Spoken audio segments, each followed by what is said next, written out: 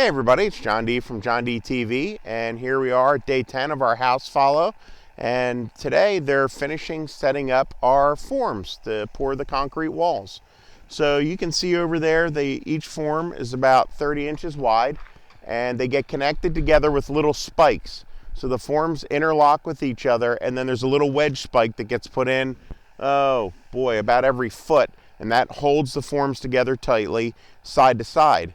And then in between the forms, they put what are called snap ties. They're flat metal bars that go through the forms, and then a bolt goes through on each side. So what that does is you have your two forms, and then the snap tie goes through, and those bolts hold those forms together to keep the pressure of the concrete from pushing the forms apart.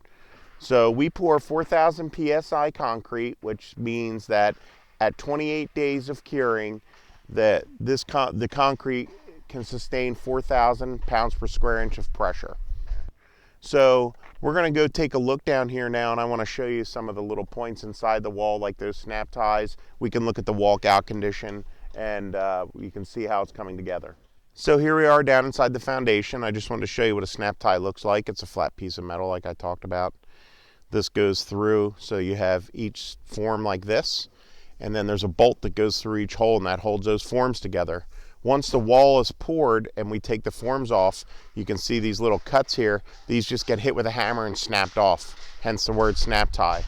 On the form here, you can see these interesting little bolts. They help hold the form together, and then the bolt right inside there, you can see the snap tie.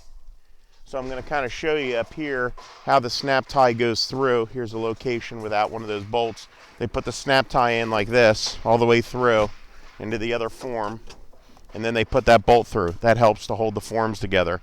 Once the forms come off, just that little bit is still exposed and they snap it off. Another item that's put into the foundation are called anchor bolts. You can see them here on our walkout. They already have them installed, these bolts sticking up. They're going to stick them all throughout the rest of the wall as well.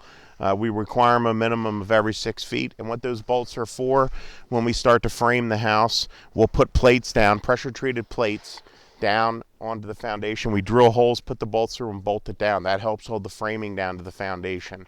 So, thanks for tuning in. I hope you learned a lot about how foundation wall panels go together, and we'll come back once the concrete's poured and take a look at the finished product. Thanks for tuning in, and I hope you have a great day.